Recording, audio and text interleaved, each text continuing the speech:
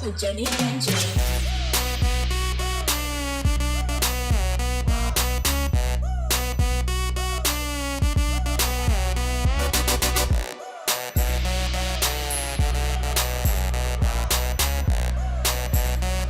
This is the Noonas Podcast with Jenny and Jenny. Dual set. Heart to heart.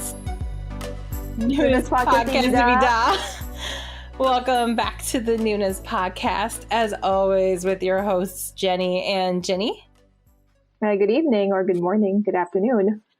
Yeah, whenever you're listening to the show. We are again once back with your almost, I feel like now almost bi-weekly wrap up of K-pop music reviews and news coming to you from Korea, from the Western side of things, I guess. But I feel like, we've been going almost every other week as of late, just because of life and stuff. Yeah, it's pretty much life. It's pretty much life. I unfortunately didn't get my last episode out before I went on vacation, but I did get it out, kind of afterwards. So apologies for that, but at least it came out. So episode 50. Woo. But at least we're kind of catching back up, and at least June's kind of slowing down a little bit for releases, although not everyone's running away from releases in June. It looks like some people are kind of bravely towing the waters here as we're getting into mid-June.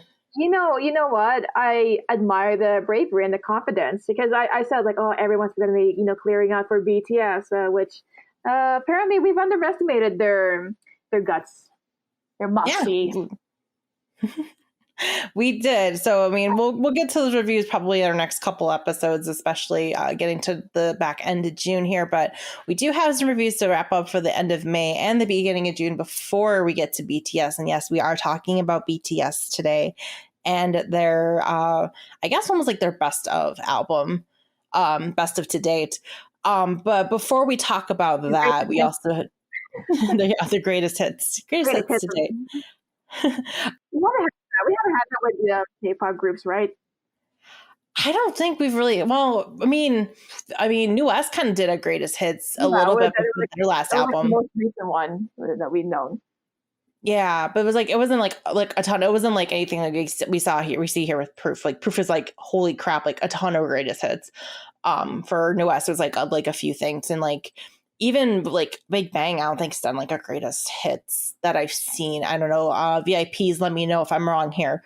I don't know if I've seen them do a greatest hits thing. I'd be interested to see Big Bang almost do a greatest hits style kind of thing for their fans, because they have obviously a huge catalog as well of really great music that I think would be fun to kind of collab down together. But we'll get into all that when we get to BTS later in the episode. But before we get to BTS, we do have reviews, music from other groups. We do our first being a repackage from NCT Dream, who just obviously, I think they've been doing these repackages really, really quick after their main albums. But there is a repackage from their second album called Beatbox. And from there, we move on to our to Viction with a new EP from them, as well as a single release from aespa, which we haven't had new music from aespa in a while. They've had that one release that came out around Christmas, which I don't think we really talked about that. Yeah, it's just like a Christmas occasion single, so I don't know how special. Sorry, my mistake. any I guess significance or anything we have to say about some kind of holiday type of music. And even though me with holiday music, I get so vexed every time we are in the holidays. Except for when it was Christmas Evil. That was a whole nother thing. For other parody Christmas songs that I would listen to laugh at. Right, exactly. But no, they're actually back with an actual single, which we're going to talk about that, because they are coming back with an actual, I think, I'm not sure if it's an album or a mini album coming in July. So this is kind of like a precursor to that. We do have new music this week also from two girl groups, which we haven't talked about on the show before, but since we kind of are in a slower period, and now I feel like I'm kind of diving more into girl groups, this was a really good time to actually start kind of getting into some newer girl groups. Our first coming from the girl group Secret Number with their newest single album release, Doomchita, as well as the girl group Woo-Ah with their newest EP, Joy. And then again, we're going to wrap up the episode with basically the one that everyone's been waiting for. BTS's basically greatest hits release, the Proof compilation album, which is a beast in itself. So it might take a little bit of time to talk about that, but we will kind of dig into that. It's three new songs other than the title track. Yeah, as well as some unreleased stuff, which unfortunately I haven't listened to yet because it's CD only, but we'll get into that. But I guess let's just get into it. So we just start right away and get into it and dive right in? Yep, let's do this. I was about to say something about difference, but I'm not being clever with that. I'm about to say we're just going to start, ripping off our friends over Double Toasted. No, I'm kidding. No, I'm kidding. I'm not going to do it. I'm not going to do it, Corey. But let's dive into our first review of the week, and let's dive into this repackage from NCT Dream, and this is Beatbox, the second album repackage. So again, a repackage for K-pop is usually the same album we previously got. So it's basically almost everything off of Glitch Mode plus some new music. And I think we got 4 new songs off of on Beatbox, including the title track Beatbox in itself, which, I mean, honestly, I will say this, out of the 4 songs kind of do continue on this whole kind of throwback sound that we had on Glitch Mode, because there was a lot of throwback kind of R&B hip hop on Glitch Mode. Yeah, it feels really like a very reminiscent song that you would hear from the 90s, because it has the kind of atmosphere that you would listening to, and then you would listening into some kind of certain times, especially during the summer where it's the sun setting. So that is the kind of vibe that I'm getting with Beatbox. It's such a warm, sunny type of a feel good type of song to listen to. Yeah, it's a very summery. Beatbox is a very summery song. It's perfect for this time of year. It's kind of a fun go up and get 'em kind of song. I really do like the actual kind of beatbox backtracking to it that they included. That really adds an element to it. It kind of adds to the whole theme of the song. It really is that nice kind of clinching key to it. The music video itself too is kind of this kind of bright, fun. Kind of remind me a little bit of an early aughts teen movie in a way. You know what I mean? With some of the school and misadventures you get in with your friends and stuff. It really kind of give me that kind of vibe with all the styles and stuff. Mm-hmm. So I just it's fun. It's a fun, perfect for summer. Glitch Mode was, I think, perfect kind of that pre-summer, and now that we're getting into the heat of the summer, this is perfect to get you kind of through those hot days.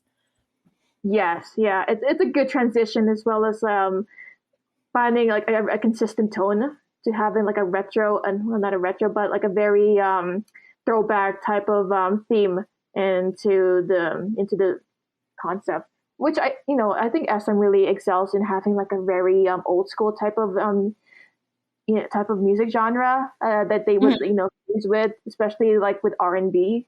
And it's so, a lot of groups in there that really excel in having that type of soul and energy put into the music. And I think NCT Dream is another contender of having that type of sound, into the mix. Yeah, they really do. Yeah, they're surviving in this, the very 90s style of R&B.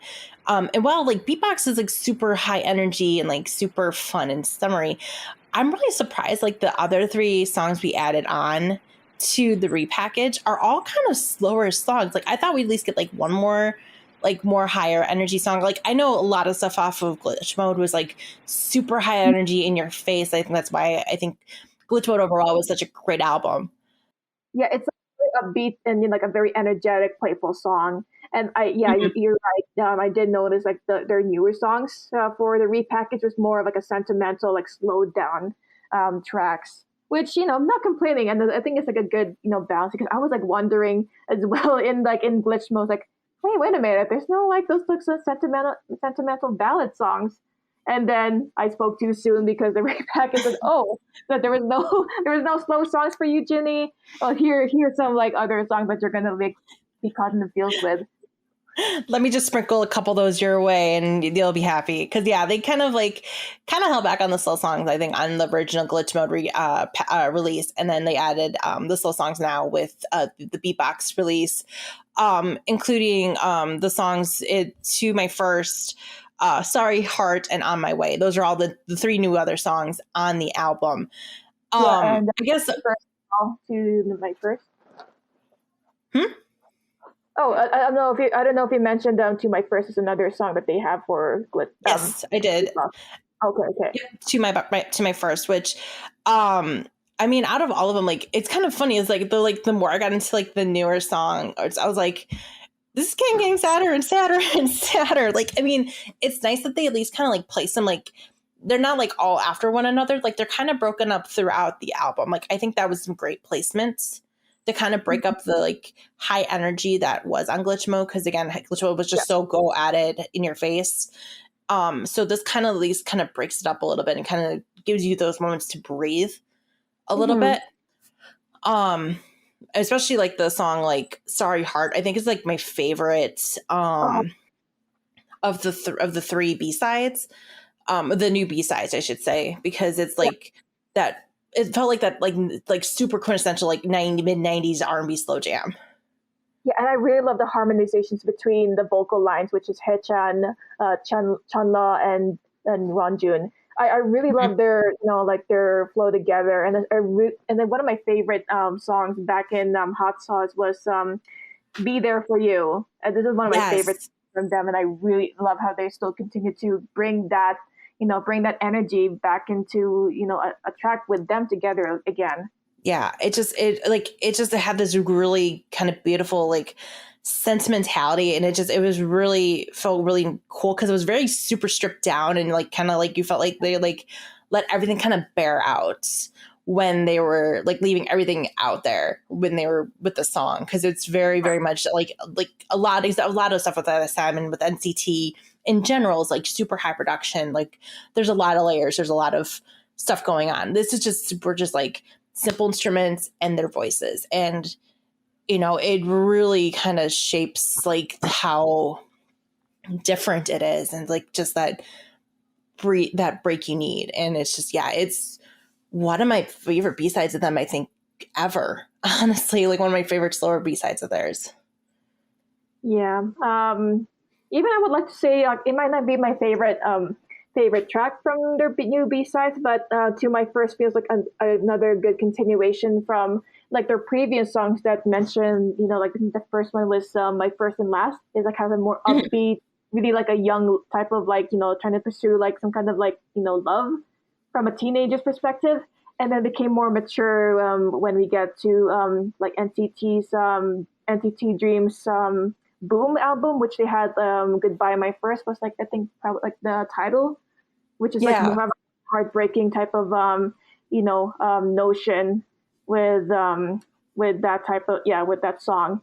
And it feels like it's another continuation from like that aftermath of like the heartbreak with To My First. It's like, the first love can never be together. So it feels like there's like a good continuation of that. So I really like the consistency like the traction with NCT Dream, that they still continue like some kind of spiritual sequels with their songs. Almost kind of feels like this weird like emotional like relationship AU that's kind of being built like within those three songs that's within all their albums, like this like really like emotional breakup and like just like the lives like they've had after the breakup, you know what I mean? It kind of feels like that a little bit that we're getting with these songs, especially with the titling, because they do kind of match up a little bit, which is kind of interesting. They kind of keep that like through line even throughout the albums talking about that. So yeah, even the final track On My Way, I mean, no knock to that either, because it still kind of keeps up with that like mid 90s R&B sound. Yeah. And it just kind of like helps kind of finish up the album, and it just keeps it like super melodic, kind of ties in super emotional. The vocal line, flexing that strength that they have super, super well. It's just, like I think it's the tracks that they added to this were not, they don't take away from it. They just add to it, which is kind of what you want for a repackage. So yeah, but I just want like, in an album, like they have like some kind of consistency and a theme to it. So I really appreciate that they are able to like find a way to fit those songs together and still make it, make sense when you listen to it. My favorite track was actually On My Way, because I really love the nostalgic sound. And when it first started with that keyboard synth, it's like, oh, that's like something I would like hear back then when I was a kid, like, hearing like those synth sounds in like in a pop ballad. Yeah, and I really love the back and forth between the rap line and the vocals with that, because I think they really like balance well together, and like it has like a harmonious arrangement together with the song throughout. So I really appreciate that song. A bit of not a spoiler, but a hint, like that song and like another song that we will be discussing. I just really love like the arrangements and the harmonization they do together. So yeah, there's like a bit of similarities that we're going to be discussing with NCT Dream and another group that we'll be discussing soon. Well then, I guess then we'll talk to that one. We'll bring that up when we bring it up. But yeah, there's some good harmonies this week with some of these reviews. So. But I mean, I think it's a solid repackage. I know like there's the whole knock of like, yeah, it's a repackage. It's like, like we joke the DLC of albums, and you can kind of make a case at it for this one, because it kind of does, like they kept the slow songs off of glitch mode and kept them for Beatbox, but I don't think it harms either one of them, because glitch mode was such a strong album as it is just alone how it was, and this just kind of enhances it. I think overall this is a very, very strong album. And this just is a continuation of just, I think, NCT Dream's strength overall as a unit in NCT, hands down. So, which is I think they're starting to become my favorite subgroup of all NCT. I have to agree. I think they're starting to become my favorite subgroup too. No knock to Wavy, but I don't know, I'm just kind of sad. I think Wavy, unfortunately, is kind of I think might be done, unfortunately, which is sad. Well, I mean, they're just on a wait right now. They keep on saying, oh, we're planning on something, but I don't know how. I'm just like pushing them to have something for a project. Yeah, especially when 3 of the members are kind of on this weird hiatus. Yeah, right, I mean, which they are promoting, 10's show right now, which is, at least good. Which is awesome. Yeah, that's awesome. They're promoting 10's work, because 10 was actually off shooting a drama. And they are putting, them like Wavy members to like interact with other members if you're not doing anything.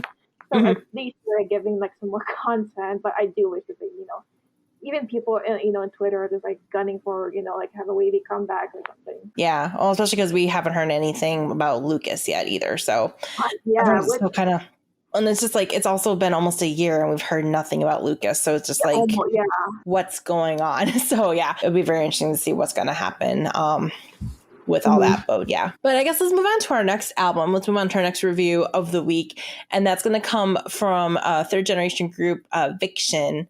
This is technically their 7th mini album. This is the album Chaos. And the title track off of this one is called Stupid O'Clock, which I'm not going to lie, is kind of an awesome name for a song, awesome period. Yeah, you know what? Because thanks to that song, I'm going to be using that phrase or that term "stupid o'clock" every time I go to work. Because every 5 days in my 7-hour tenure, I would have to deal with a bunch of like customers, so it's going to be like stupid o'clock, and it's going to be like so insufferable to be dealing with them. So thank you, Viction. Stupid o'clock. Thank you for that. But I know we haven't listened to a lot of Viction, but I am starting to get into Viction a little bit. I'm slowly becoming an Alice, which is their fandom. I'm slowly diving into their fandom here.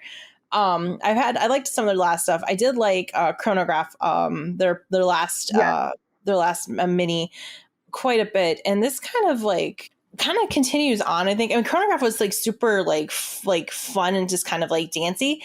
This is we went to like the full opposite. We're like now into full seduction mode. Like I feel like this is a contender for our quote unquote thought playlist. Yeah, I would say so, but I think I was listening more to like the music production side of it, and I really appreciate, because I know they've been making a lot of like high energy type of music. I think with their like their last last song, What I Said, or like a poem song again, but also as well as Chronograph is like a bunch of is a lot of upbeat production put into it. But what in here I really appreciate that it's more pulled back and they use more of traditional instrumentals like an acoustic. So really big ups to them for trying something different, and I really it really subverted my expectations of what they were about to do, because I didn't have no idea Stupid O'Clock we were gonna have some kind of bombastic type of hip hop comeback, and oh no, it's a more a bit of a semi Latin pop flavor into this. So okay. Yeah.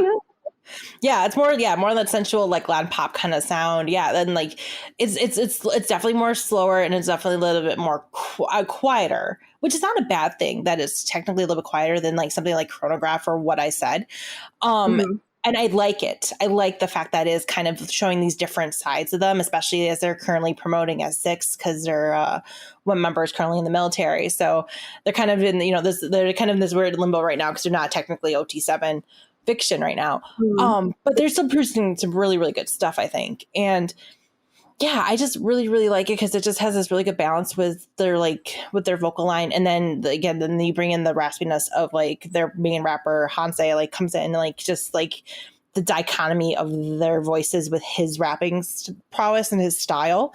It fits really well, just the connection and how that's layered in. I don't know. I really like Hanse. I'm sorry. I think Hanse is becoming my bias in this group. I'm not going to lie. I think he is. I think he has the most distinctive voice in the group. Of all the rap line and the vocal line, he's becoming my mini Juhan.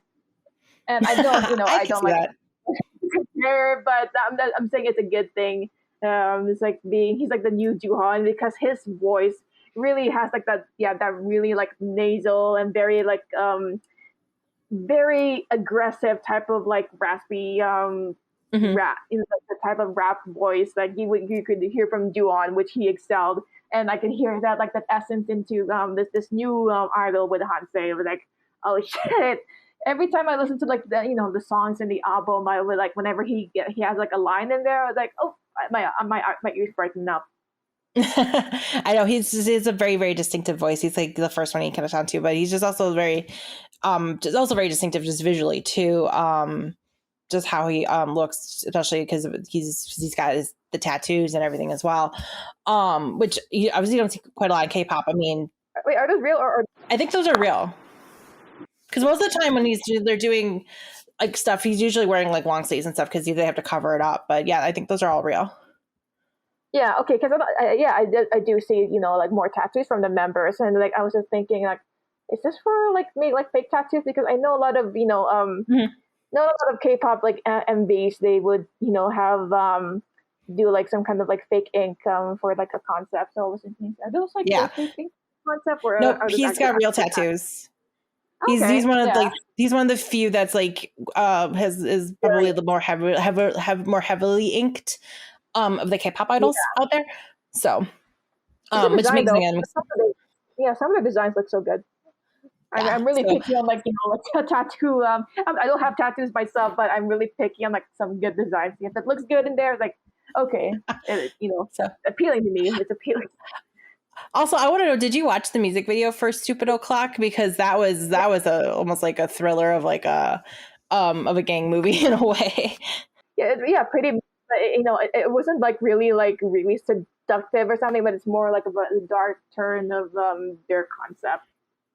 Yeah, it's you think it would be something more sensual, seductive, but no, they full on went this is a heist movie style kind of stylization. I think I almost lost it with Hanse was waving the gun around. I think I almost lost it at that point, because I was not expecting that whatsoever. Not expecting this man waving a gun around kind of a hold up kind of situation. It was crazy. It was definitely more adults too than I was expecting. We've been adapted, or we've been adjusted to it from Stray Kids, because the recent one with their Freeze music video has them with guns and them fighting a bunch of mobsters. So we should probably get used to that. This is true. Yeah, I mean, God, how many guns? I'm not going to count back to how many times I saw Stray Kids with guns in the last comeback, because there's way too many times. Also, we're things were tying up. Anyway, moving on. Yeah. But no, feel like thank you. It has like a rated 19 like mob theme music video. Yeah, you want an adult music video. Go watch, because it's literally rated. It's rated mature. That is adult.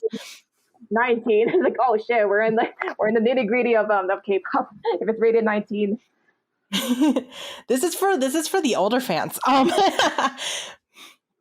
But no, I was gonna say, like, out of the rest of the album, because like it's kind of interesting. Like, the album is named Chaos, but it's like for an album named Chaos, it's not really super chaotic. It's more stripped down and kind of quiet. You know what I mean? Mm-hmm. Like, it's like this quiet chaos. A little bit. It's kind of like the internal chaotic conflict that we have in ourselves. No, I don't know how I'm reaching with the theme, because I didn't really read into the lyrics, but it's more of like an introspective. It doesn't have to be a really loud and messy to be like to define chaotic in K-pop. Mm-hmm. Yeah, but I almost like it because it's like it's a little slower, and also the whole album itself is bringing me a lot of like older, like third generation sounds again, kind of back into the forefront that I haven't heard, because I don't know if I've just been listening to like a lot of fourth gen noise lately.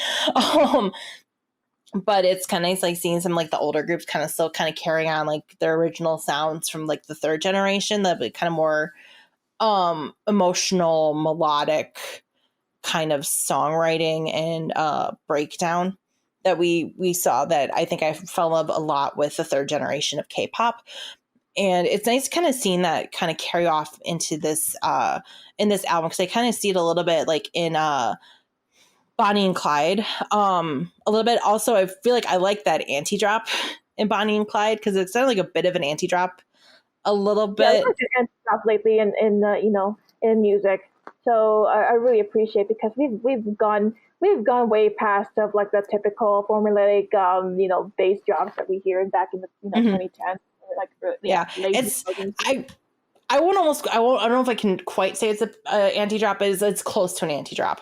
Yeah. And then yeah, and then I also like the song "In Love," because it kind of gave me like this like Britpop kind of feel, like it had that Britpop sound to it, especially with the guitar in there, and like that was really getting me back into like that third generation throwback sound that I really, really enjoyed. And then the last track on the album, "Dear Young," which I thought was a pretty great way to finish up. It was kind of more of it again, that more emotional kind of wrap up song. Mm-hmm. But I thought it was a really good song.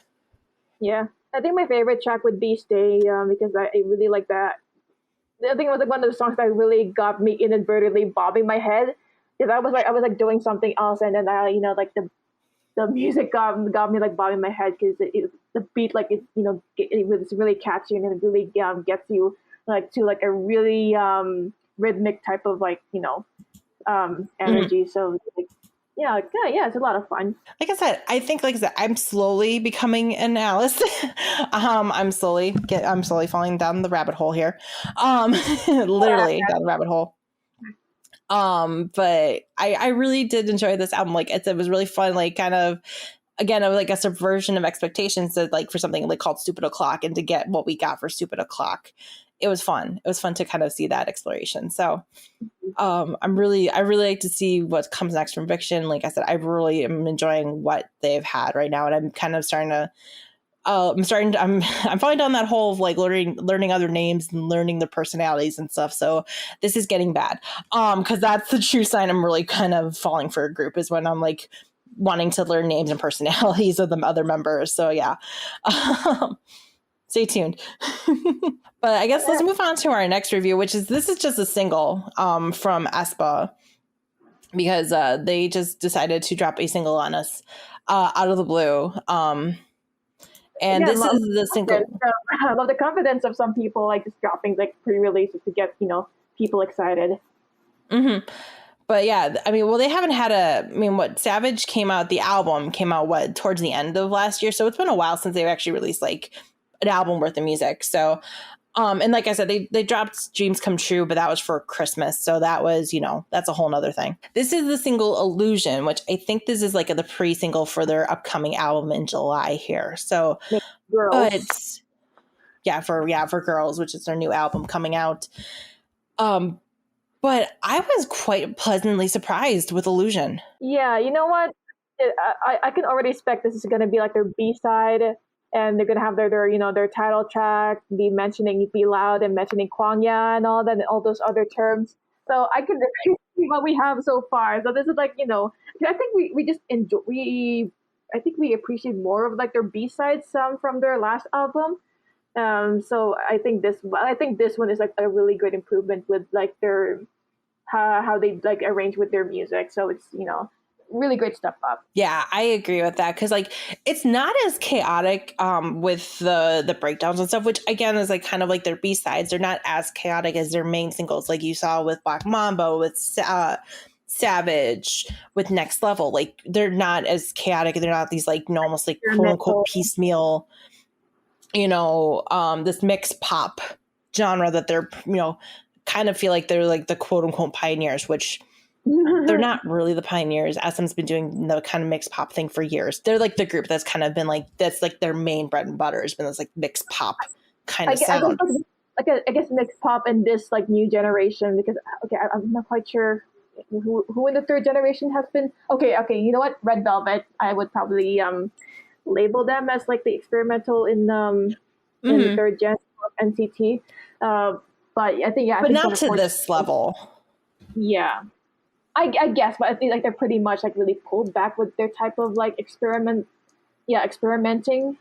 But I think with aespa, I think they're trying to like up it up with having like kind of like the whole different music genres put together. This is kind of nice because like I said, it's like there's not the mention of like the Kwangya or Novice or anything like that. So yeah, this is probably going to be a B-side, but I mean, I think this kind of drew enough like attention to be like people like get aespa back on people's radars, so they're ready to go for when Girls drops in July. So I think it was probably smart on SM's part to drop this little nugget, this little teaser for them, for people to get people ready for aespa when they come back. Yeah, and I think it feels like it's like a good improvement, or is like I feel like some kind of essence from their last release song, which is Dreams Come True. It feels like some of like the elements like is put a transition into the song, but I think it's done again better because again it's not as like overly produced, or it's like not overbearingly put a lot of like like instrumentals or like loud stuff in there. So I really love that it feels like it's like a good sequel from Dreams Come True. The one thing I think with Dreams Come True is it was again kind of getting close to the overproduction a tiny bit, but it has been one of my critiques of aespa, I think, a little bit sometimes. But yeah, like Illusion was like the perfect balance of like the mixing and showcasing their strength as vocalists and as singers, because I feel like that's the one thing sometimes that they overdo it with them, and I think Illusion was a great balance of everything for them. So like if I wanted to show aespa off and like say like, okay, why you should listen to aespa, why I think they're strong contenders for like fourth gen girl groups, I would point to Illusion, honestly, because that's like a pretty strong track in my opinion. And then probably Next Level, probably my second choice after that, which is more of their actual sound. So yeah. Also, like a random note is how Viction has like a really cool term with stupid o'clock. Now I'm gonna thank aespa for bringing another new cool phrase that I can use, which is "You're so yummy, yummy, yummy, and my tummy, tummy, tummy," followed by a big slurp that they use at the beginning just to further emphasize that your affirmed desires of cannibalistic vor. A really great concept to do for a girl group. Yeah. The pleasures of vor and cannibalism. Because that's not going to feed into the fandoms at all. No, that's not going to, no. Not. I blame Lady Gaga's song Monster, because he had like that riff of like, he ate my heart. He ate my heart. So, Yeah, yeah. Also, I feel like I'm also gonna have to bring something up too with one of our other reviews this week with the kind of like overbearing love, and we'll get to that when we get to that. There's been a lot of interesting songs that's come out this week. I'll just put it that way. Yeah, we need more Lot of cannibal. There are cannibal concepts here in K-pop. Is what I'm going to say. Okay, I'm kidding. I'm kidding. Because you know how like how reactionary Twitter is going to be, and then it's like, oh, they're teaching the this problematic concept of cannibalism.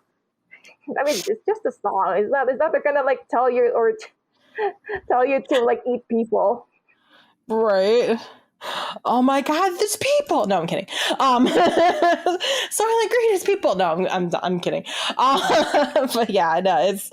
I think, like I said, I think Illusion is a strong song. So, I'll be kind of disappointed if it is a B-side, but I'm kind of curious to see what is going to come now on Girls, the album, when that does drop in July. So fingers crossed that they keep a consistent feel with from this song Illusion to their other songs, especially their title track.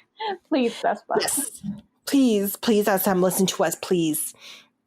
Also, because I know people are probably looking forward to aespa after what happened with NMIX. So yeah. Anyway, let's. I'm like I'm like really going for no. Okay, I really hope like NMIX like pulls up, but as like I don't know. So weirdly, somehow MX came back around and people were actually enjoying that song, and I'm still sitting here. I'm like, how? How? I thought like they have another song.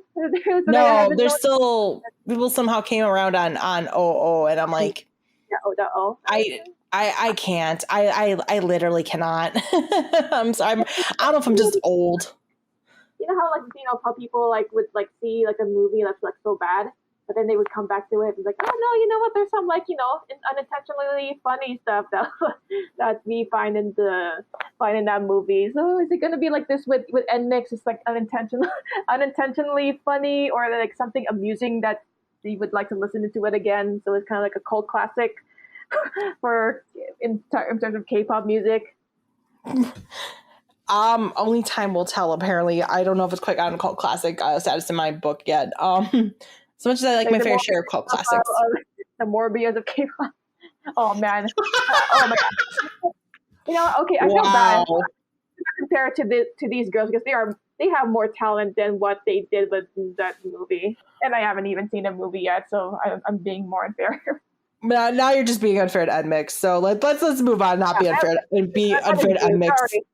I take it all back. I just hope NMIX they would step up. I'm rooting for you, NMIX. We're rooting for you, NMIX. Just hope for GYP to not to completely fuck you up. Let's move on. Let's move on to a different girl group now. Because we're gonna kind of hit our two new girl groups that we haven't talked about on the show before. And these both are two relatively newer girl groups. They both debuted back in 2020. So they are technically more like new-ish groups. They're kind of just about to get out of rookie status and stuff. So, but the first group we're going to talk about is the group Secret Number. And they are back with their single album release, Doomchita, which is just a 2-track release. It's Doomchita and then the B-side, I was going to say Hello. Hola. Hello in Spanish. Hola.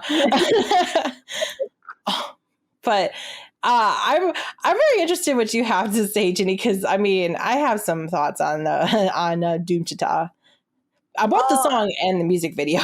Okay, I mean, if we're gonna talk about the song first, if I hadn't watched the music video and just like listened to the song itself, I would just say it's nothing that it's just any other standard girl crush songs that you hear from the fourth generation girl groups. It's just I mean, I don't think there's much to say. It's just like, I mean, it's not not technically produced, horribly, but it's just like more of like a not run of the mill, but like in the middle of the road type of standard girl crush where you can probably like listen to it as background music. I mean, it's still pretty fun to like listen to if you're gonna do something like if you're really busy, if you're gonna be working out, it'd be like a good thing to include in your playlist. Have a lot of like essence that other well known or like other like established girl groups have already done, and maybe like pushed with the standards of a girl crush concept, because we've seen it with aespa. Say what you will about their Savage song, but even Blackpink, which they're like masters of like having like a tough, edgy, punkish type of girl crush songs. Because because I find a lot of like the portions is what with the rap line, which I would say the rap line from the song Doomchita is really top notch. Like I really love the rap flows that they have from like the girls, because it's really impressive, and I really hope we see more of that type of skill in other songs, especially with girl groups with pop music. But yeah, or even if she's not in the morning, you have like that that feel, that tone into it. So it's just like we've seen this before, even though it's nothing much like special to like I guess add on to it. Yeah, no, I feel the same way. Like it's like I don't want to say run of the mill standard noise, but it kind of falls on the wayside in terms of the girls side of noise, which girl crush basically, because you have the higher players, the higher contenders like your Everglows, your ITZYs, your Blackpinks that are doing it and are the leaders of that kind of genre. Yeah, this one it just kind of feels like it's just kind of middling. It's just like it's there. It's not horrible, but it's okay. Yeah, a lot of elements I really enjoy, as like other than the rap verses, but I also really enjoy like the chorus, because again it's gonna be comparing to another group because it has like that style of a girl, like a chorus chant. Is like because like they were all having like this powerful chant song in unison, which evokes so much power and exhilaration, which I felt that. And I also felt that with NCT 127, because they're really known for like their big powerful group chants. Let me introduce you to some new things. Yeah, and also like I felt like the end also was giving you some like Blackpink vibes at the end when they kind of have like last final breakdown like that like that almost like YG-esque kind of final breakdown. Party chorus. Yeah, the party chorus. That party chorus at the end. It was giving me a lot of Blackpink vibes at the end. Okay, now that you mention it, I thought I was gonna be reaching here, but like the key the key of like the song is really close to Blackpink's D4. They have like that the rap verse at the beginning, and then a bit of like a vocal pre-chorus, and then get to like the powerful chorus at the leading up to it. So it feels very, much, in the likes of Blackpink's D4. With D4 being doo-doo basically. Yeah. Hit you doo-doo. Yeah, so it's very much in that same kind of style. And yeah, I was definitely getting that kind of feeling and style with this one. So, and like, I don't know if it's a good or bad thing. I mean, it's not plagiarism at all, but it's definitely giving me those kinds of reminders and vibes when I'm listening to it. It's not like, not like the sun. We want to bring that back to you, Jen? No, I don't want to bring that back. Please don't bring that back. Please don't bring back the sun wave controversy again. I think it's like similar, like 99% similar to that. Yeah, it's something like that. Oh God, but yeah, no, but I want to know what your feelings are for the music video, because yeah, when they're swinging from the chandeliers, I was like, wait, did they literally steal the chandeliers from NCT Make a Wish? Yeah, Make a Wish, like I can do this all day. Back it up. But yeah, no, okay. I was actually researching if that was the same chandelier, and I was relieved to know that like the shapes are inverted, so it's not the same chandelier. but come on, the shots in there, they have like they're so close. Yeah, the shots of like each member swinging on the chandelier in a dark black background, and then with like the chandelier of them in the middle. Come on, this is pretty much like what they did with NCTU's Make a Wish. Mm-hmm. And, exactly. Not only that, but at the beginning, we know like some choreographies are gonna be like so similar to each other, because difficult to like come up with like a new type of dance. But at the beginning, when they had like the floor sweep with their arms, it's pretty much what reminds me of aespa Savage. Do you remember the floor sweep dance move in there? Oh yeah. Now, oh my God, now that you point that out, You you're see, not wrong. see, okay. Another visual element that I found find like something similar. Itzy's Mafia in the Morning with the mannequins, as well as like Yeah. their, even though they're I think the concept was supposed to be them of like the renegades on the run.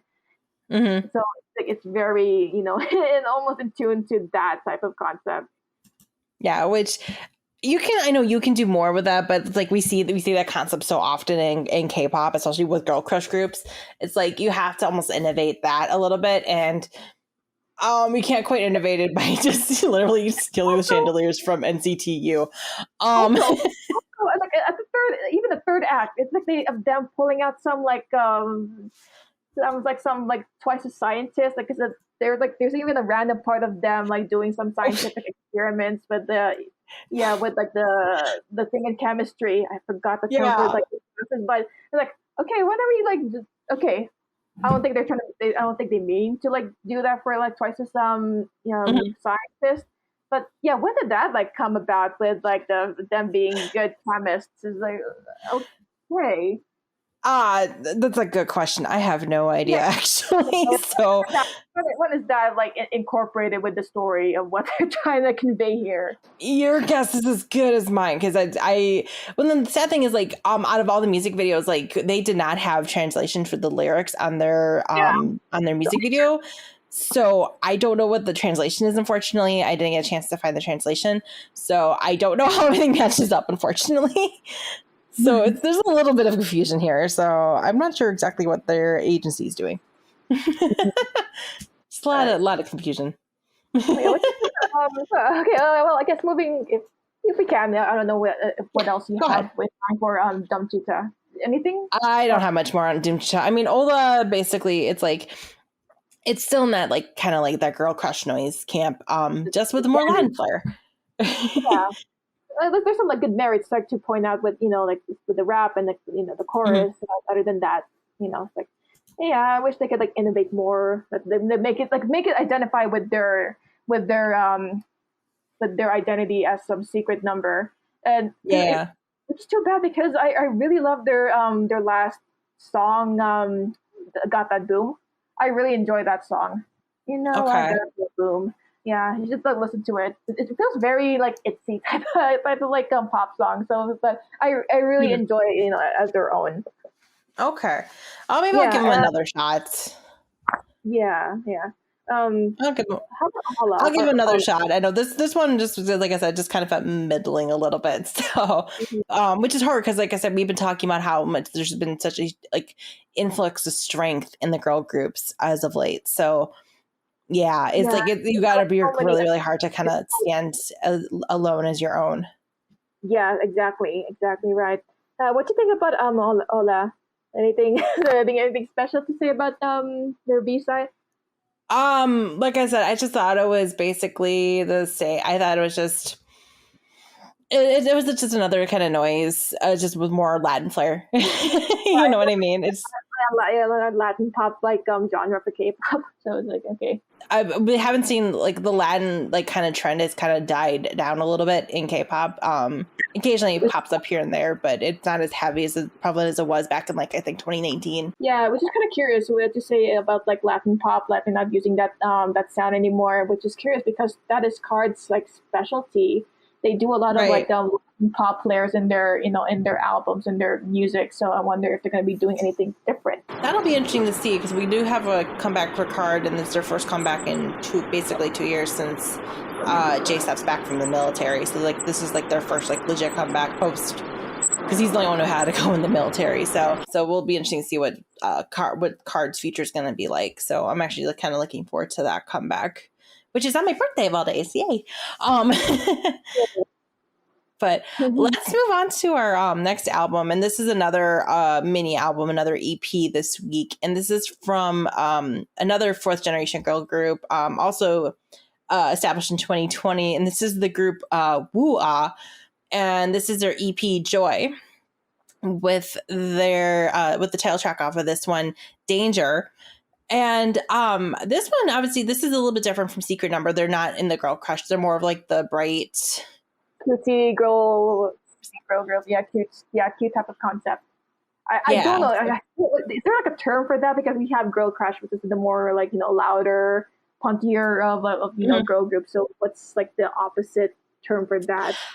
I don't know. I feel like I kind of supplanted bubblegum pop, but I think that's like a term I use. I don't know if that's the correct term. I'm not sure like what the term is for that. I knew I've heard it somewhere, but I forgot. Yeah, please someone help us with that term to kind of get us back to like figuring out what the actual like the sound is. But I will say I was surprised with this because I'm actually not too much of a fan of this kind of sound a little bit because I find it a little too cutesy, a little too innocent. But I liked Danger. I really like this single. I liked it because I kind of like the dichotomy of like the sweet, like they're like the sweetness of the lyrics with like the danger of falling in love. Interesting, yeah, and it's an interesting type of, I guess, theme as well as like the mood that they provided for this type of for this type of narrative of like the dangers of falling in love, or you know, like falling in love in a dangerous time. That's an old song, but it's really curious. Also, shout out to Maximus Turner for recommending this song to us because he tagged us for the song this weekend. Which thank you for this, and I actually included this in my playlist. So there you go. Yeah, thank you for turning us on to this comeback because this one almost skipped my radar completely. So I appreciate you definitely taking both Ginny and me in this and now we're reviewing it on the show. So please, if you have any more K-pop you guys want us to review, seriously tag us on Facebook. Just literally, we'll review anything. We need the content.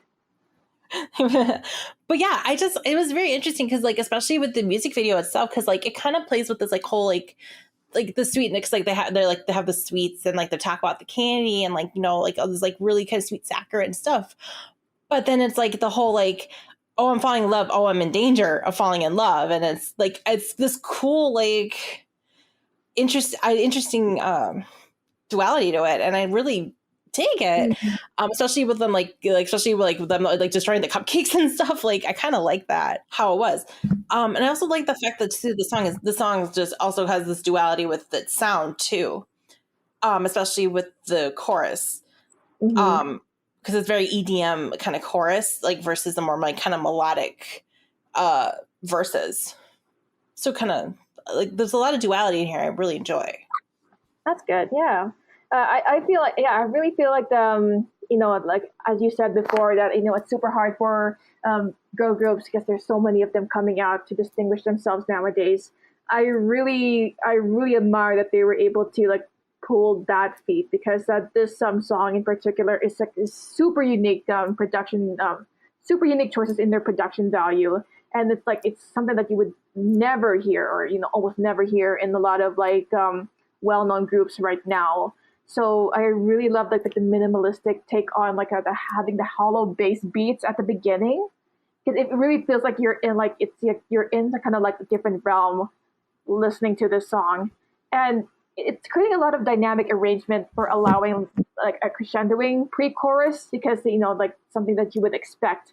But I love that it would leave you to like that another semi anti drop to subvert your expectations. So I really love that it's gonna put you into like some kind of like thing that you would expect the most, and then you know, leave you to like something different, but you know, very you know, appreciative of that take. Yeah, it's fun. It's also, it's again another very summery song, so like it's perfect for this time of year. And yeah, I mean, like I said, I'm not usually too big of a fan of this, but like what I got from this album and what I got from Danger really wants me to actually dig into this group and really give them a chance. Like I really do dig like the experimental takes on this take in the girl group you know, market, and just the fun that they have with it, because you can tell they're having a lot of fun with playing around with you know, the experimentation of the music.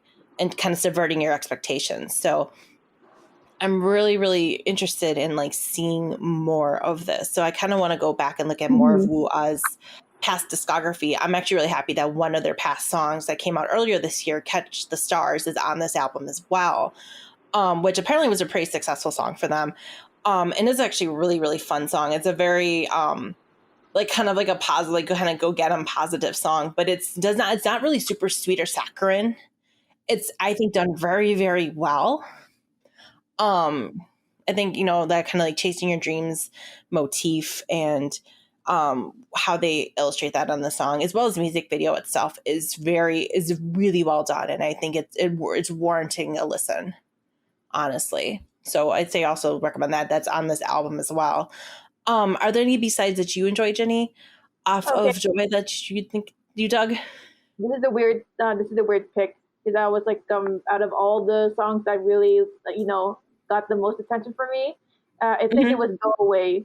I think it's a really good continuation of like the theme of having like this weird but very intriguing duality of like having like this really bubbly type of sound, as well as like having some kind of, it's like a usual, having that kind of like connotation of like this usual negative term of being mixed into like some kind of weird bubbly type of song. Because I was really amused with this, because it's like you're giving someone that you're telling someone to go away a mixed message when you're playing that song. It's like, oh, go away. It's like, you know what I mean? Because like they're how they like, you know, like deliver the go away is like, it's so upbeat, like it's so happy. It's like, you're not, I don't think you're really upset that the person you're telling someone to go away to. It's like, go away, I'm gonna have fun.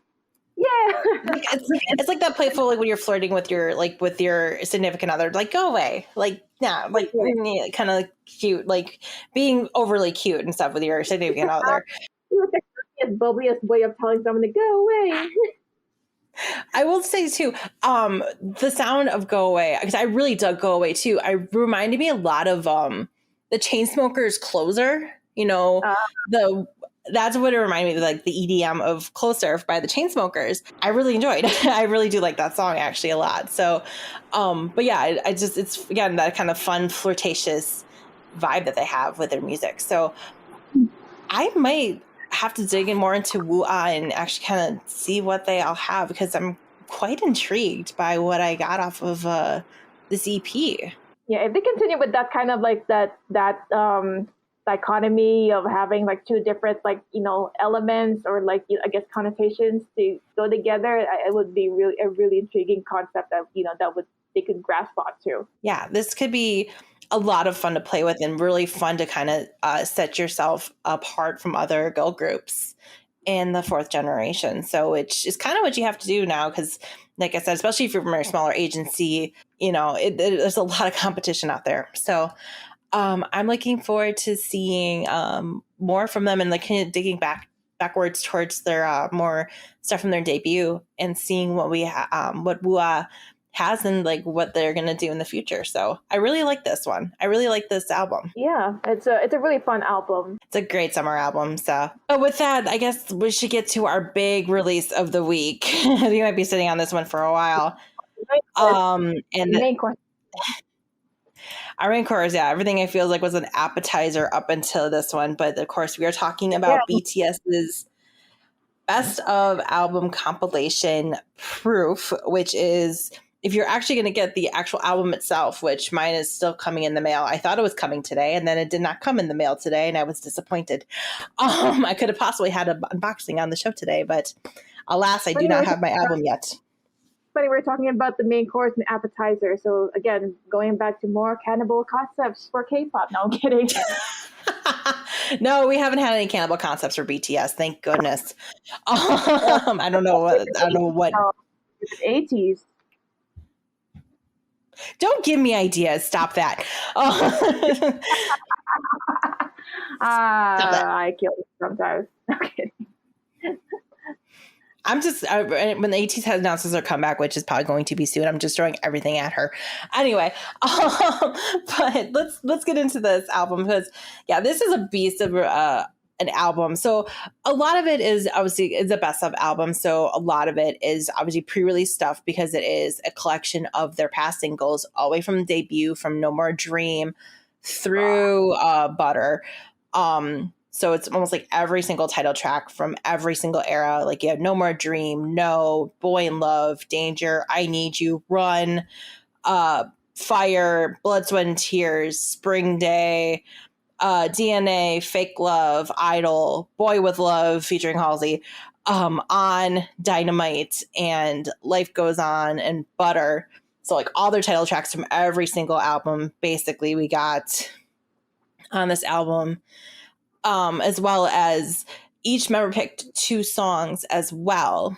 They each picked a solo song that they worked on, as well as like a unit song that they worked on. So there's 14 extra songs on this album as well that are their picks, and it goes in order from like who picked what. And it's kind of interesting seeing who picked what, honestly. We can get into that, but should we get into the actual like new songs that are on the album itself? Yeah, I think that's what pretty much we'll be like getting into, since like it's the new releases. But we can also, I guess, like do, it'll be nice to also mention, like, because if anyone who's like new to BTS and want to listen to their songs, I think this is like a perfect album for you to like explore like some of their greatest hits. So yeah, this is like a great opportunity for BTS to release this at this time. Yeah, especially for like I think all the fans who kind of came in with their English album, their English singles, like when people who came in during Dynamite and during Butter, a lot of them don't know like their hip hop origins. So like the first song of the album, Born Singer, which is technically a song that was from pre debut days, because I remember it existing on the internet like pre debut days, because it was like existing because it samples J. Cole's Born Sinner, and they basically just wrote lyrics over it. And it just kind of was like a showcase of the prowess between the 3 rap line members, and then obviously the 4 vocal line members. Yeah, I mean it's obviously a remastered version of it, but it's just kind of cool to see that kind of come back and actually finally like be put on a CD, because it's a memory that ARMY has that like is still like very near and dear to, especially to pre-debut ARMYs, which is not, there are not many pre-debut ARMY, but especially early day ARMY, I know, who really, really do enjoy that track. So it was really nice for them to include that. Okay, I'm going to say this now for when we're talking about Born Singer. This is another case of a really great back and forth between vocal line and rap line. I really love like this type of like, I guess you can consider it a ballad style hip hop, because it's like a really slow melodic take, but then it really fits well with the the rap lines performed by RM, Suga, and J-Hope, and they really killed it with their flows, and they really shine with having their talents showcased here again, which I've been praying, and which I've been desperately hoping whenever they make like new releases. Like, come on, like just bring more shine into like the rap group, man. I know we bring back like the hip hop. We keep clamoring bring back the hip hop a little bit, which I'm not gonna lie, they do, and we'll talk about that track a little bit. But let's talk about the title track itself. Let's talk about Yet to Come, parenthetical with it, The Most Beautiful Moment, which I will say, nice nod to the Most Beautiful Moment in Life era albums. I appreciate that nod. I will say this like they subverted my expectations, because I thought we were going to get something slow and sappy.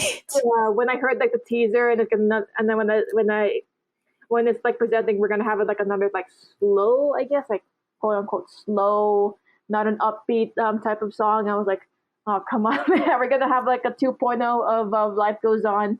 But fortunately, I have underestimated them, or they told me to calm down, and then they showed the song. It's like, okay, I think I could get by with this. It's kind of interesting, because like when I first listened to it, like it was just weird. Like I kind of had this weird like finality to it. It's not like, I mean, I know they're not done, because I know we know that we're done. Our career is over. We're back. Going to the military. No, that's not what I mean. No, because like we know they're going to the military. We know it's happening. It's happening soon. Like I feel like this is the stamp of this chapter in their lives. This first half of their, I don't even want to say first half, like this first part of their careers, pre-military. I guess if you want to call it pre-military, Bangtan, and then we'll call whatever they have after the military, post-military, Bangtan. Literal army. Literal army. They're literally going to the army. But because like, we know it's coming and they can't postpone it any longer. And exemption. What about like it's this, but it's this nice kind of like, hey, like we got to this point and we're happy we got to this point. But like it's not really a humble brag. I won't even say either. It's like it's very reflective of I think what their true feelings are at getting to this point, because nobody ever expected them to get to the point that they are, you know, literally being the kings of not just the K-pop world, of pop music period right now. So they are just kind of like, I think there's at this point in their careers right now where they're just kind of riding on that wave as long as they can, and they know it's not going to last forever. Like all of them know that. Like they've talked about it so often. Like they know like they're going to get over that mountain. They're going to get over that wave very, very soon. So it's going to happen. But like what's going to come next? I mean, it'll be very interesting to see what's going to come next, but the best is yet to come. It'll be very interesting to see what comes, you know, post military, what comes later down the road. There's so much yet to come for them, literally. I really love that they didn't go overly, you know, sappy and like sentimental, like that they would like get you like crying, like you're, you know, shedding tears. I'm sorry, that's a gross statement, but it's like it gives you so much like more hope, and like it's like a very like nice run. Memory through the memory lane of like their career starting from No More Dream back in 2013. Even though like you know you and I, Jenny, we started becoming K-pop fans in like during the late years when they're becoming like, you know, really on top of the game in K-pop. It you know it I can really appreciate like the journey that they've been through, and I think this is like a great song for, you know, to really give that like a sentimentality and like, or you know, a way for you to like enjoy the memories of their career and like their time with like the fans and how much they've succeeded, you know, the highs and the lows of their journey, and it's really a great way to like, you know, really grasp that and you know, take it to heart. Yeah, it's a great celebration of everything, especially if you watch the music video. Like any army is going to point out every single, because like the music video itself, which one I will note, they filmed in the Vegas desert, because they did post, especially V posted behind the scenes of them getting caught in a sandstorm, which I will proudly say I somehow missed that sandstorm. The rude sandstorm. I somehow got out of that sandstorm as I was flying out of Vegas, like the Monday after the first weekend of Permission to Dance. The shows in Vegas. So shout out to me. But yeah, like they were talking some pretty, because it was pretty windy, and like they were talking some pretty nasty sandstorms. So which they kind of include one of the scenes where he's walking through the sandstorm in the music video, which I was like, I sat there, I was like, poor V. I'm like, this poor man having to walk it through this sandstorm. You should have been running. You should have been running out like, you know, Tom Cruise in Mission Impossible, like, or no. After the shoot, you're gonna be talking to, you know, to the members like, I don't like sand. They're coarse, rough, and irritating. Oh my God. Wow. We're gonna have Star Wars references. I appreciate that. But you're also movie nerds. You're very much movie nerds here, so yes. But I do like, there's so many nods to almost every single music video. Like Sharp Armies are going to like, it involves like major visual cues, obviously, to like from like the piano that Suga's on, which is like, you know, his like, he references a lot, like it's in Fake Love, it's in his like solo video that was like the precursor for Blood, Sweat and Tears era stuff, like that's mentioned a lot. The train card. Yep. The train car that Hobie's near. The statue from Blood, Sweat, and Tears as well is in there. Yes. The truck from the Most Beautiful Moment era, which is is seen quite a bit. You see V in like a school uniform type, which is kind of referencing back to like their like boy in love era kind of. I mean, it's a little bit more of a mature like look because it's V, so he's always like looking dapper in a suit. Period. Oh yeah. And then like there's a lot of nods to Spring Day and stuff in there too. Yeah, you get like all the dedicated armies, like the ones who've like been there the longest are gonna be like just pointing out like Leonardo DiCaprio. Yeah, it's that meme where he's just pointing at the camera. Very much that. There's because there's a lot of even like subtle like nods that they do, like actions that they do that they did in past music videos that and that are very iconic. Blood, Sweat, and Tears, but it's reverse roles. Yeah. And then like Jimin a little bit kind of reacting a little bit from Spring Day a little bit again. There's a lot. Not a slice of it comparing with like the before video and the after. Like that. I know. I did like that the end of it was also was the same in the bus was kind of the same lineup as the train inside the train of Spring Day. That was kind of a nice touch at the end.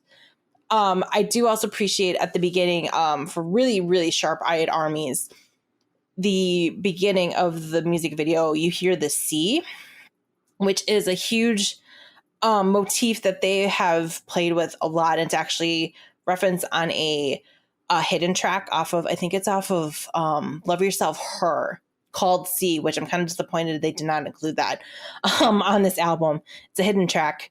I know there are rips of it online, so go find it. But there's a lot of talk about them, like they're relating their career to like the vast sea, and also relating to the desert. So it's also kind of interesting too that this is also in the desert.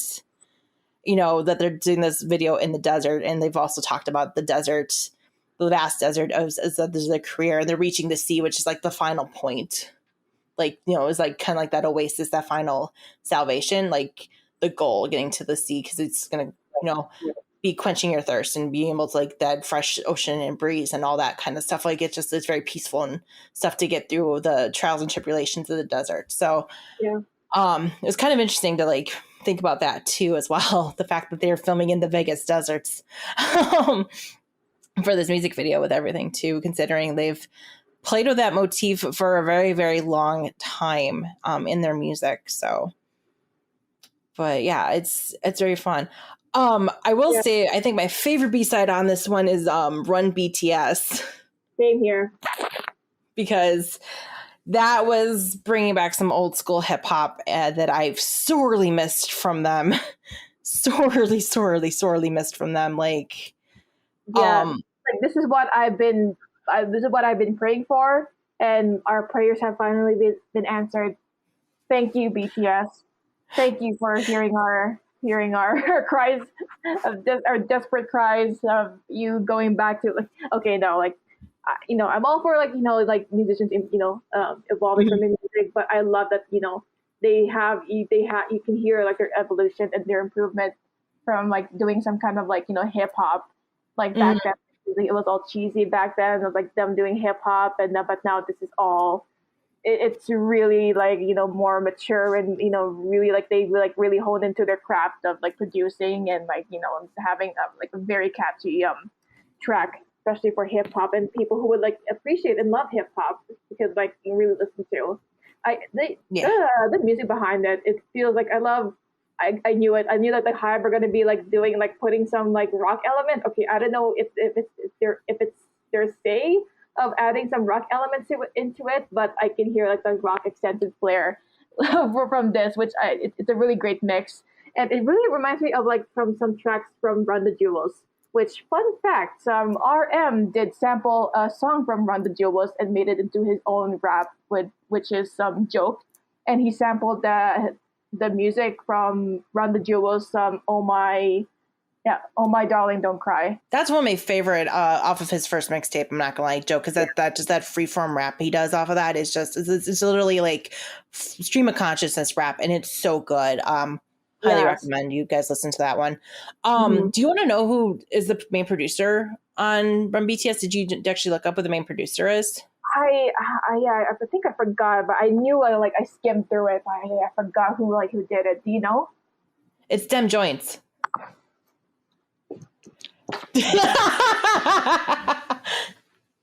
I just lost Jenny. Completely lost Jenny.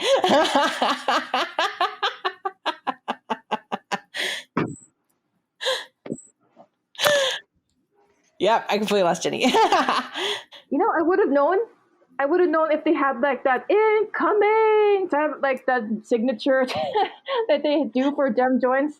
I know. But I think he did technically under for the You Made Us What We Are LLC. So I think it's like under one of his subsidiaries. So it's not quite like a full like on Dem Joints. It's like a subsidiary of Dem Joints, but still. Okay, that makes more sense. But still, it still kind of has some Dem Joints touches to it. So which kind of makes me happy. I didn't recognize, because usually if I hear a Dem Joints other than the incoming signature call out, like I would kind of like recognize like the sound of a production from Dem Joints. So yeah, Jesus, I'm gonna like a subject. I never knew. Right. So it's been fun. It like this is a fun track. I dig it. I'm not gonna lie. When Sugar's rap first came up with Run BTS, I just was like, that's filthy. I'm like, yeah, I'm here for it. I'm back in this hip hop life.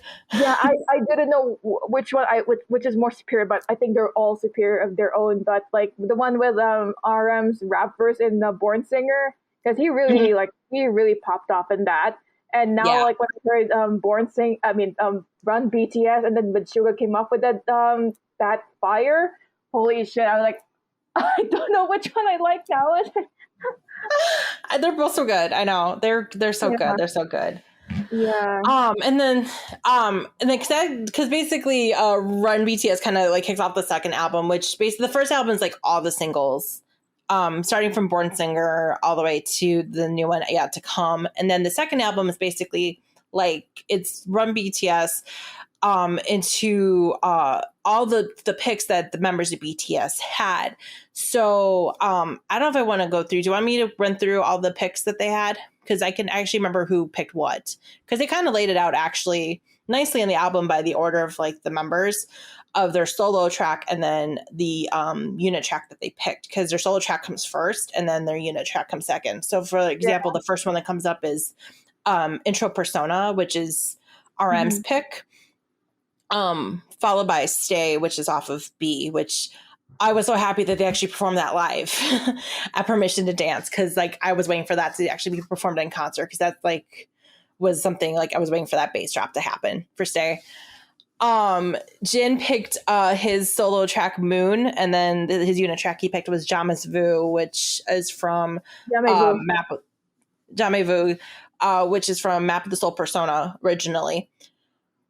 Suga picked Trivia Seesaw, which I'm not gonna lie, I think for Suga it was gonna be super super hard for him to pick a like solo, because like Seesaw is so good, but he could have picked Shadow too. You know what I mean? I think so good.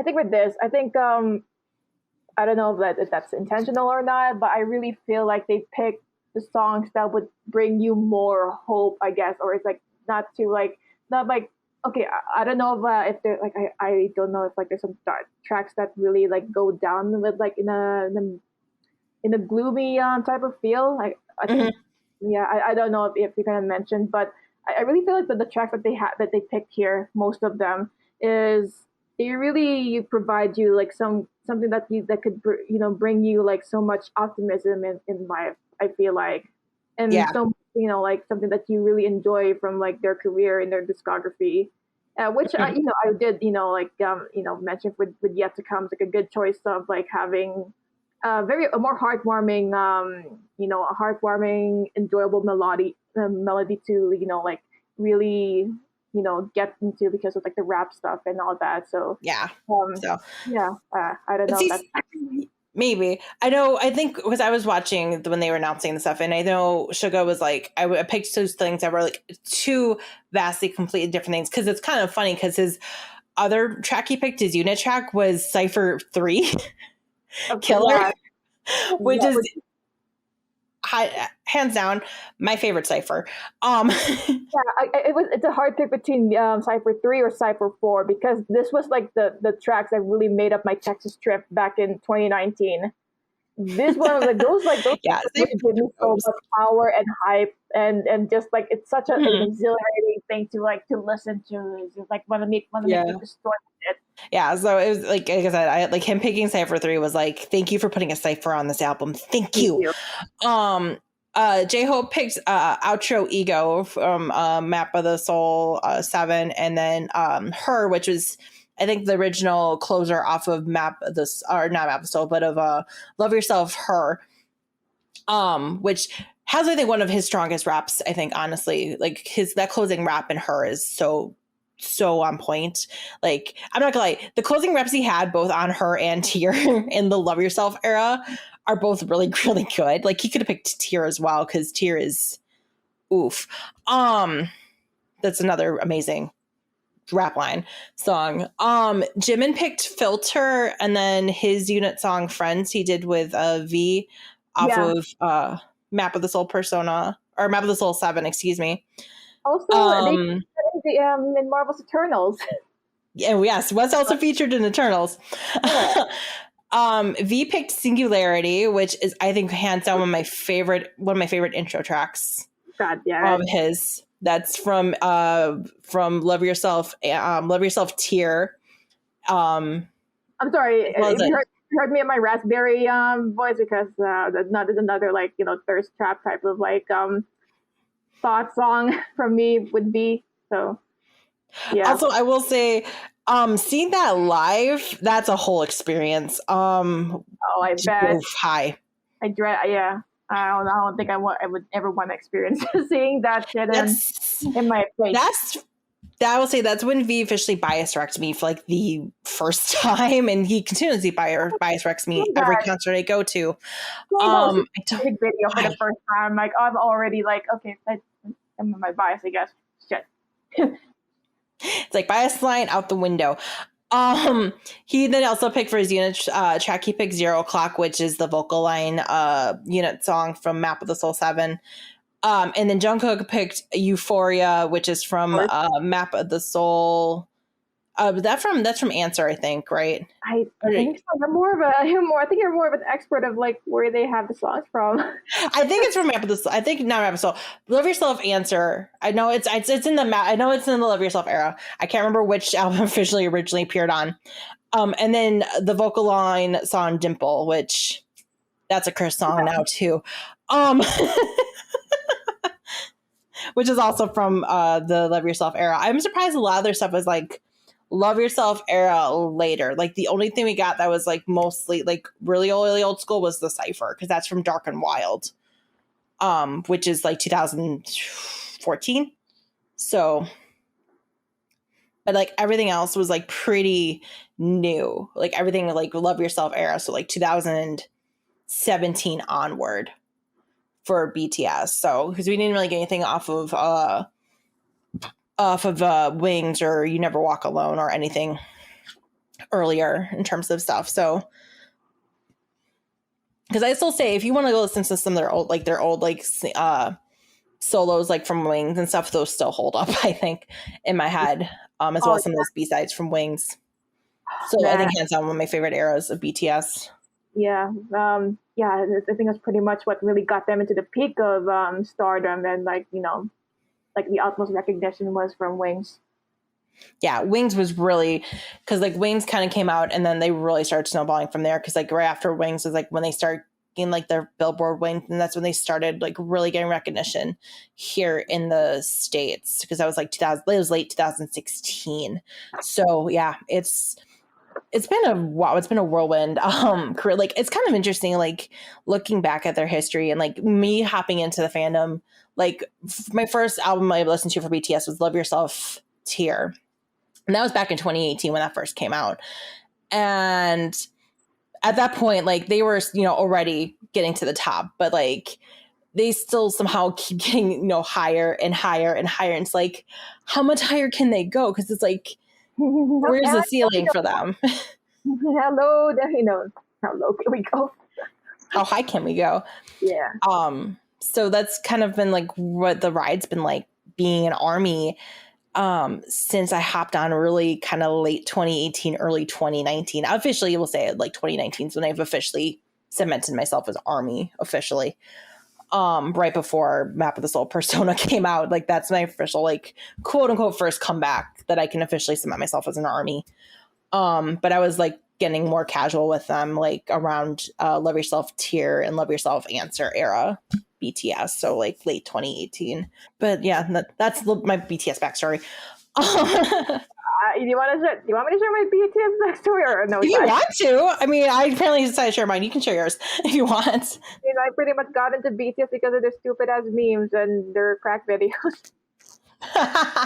Nothing wrong with that at all, honestly. Yeah, that's pretty much how I got into the ride and K-pop in general. But yeah, like I think like some of the stuff from like they're from their variety shows, and then later it was like their music.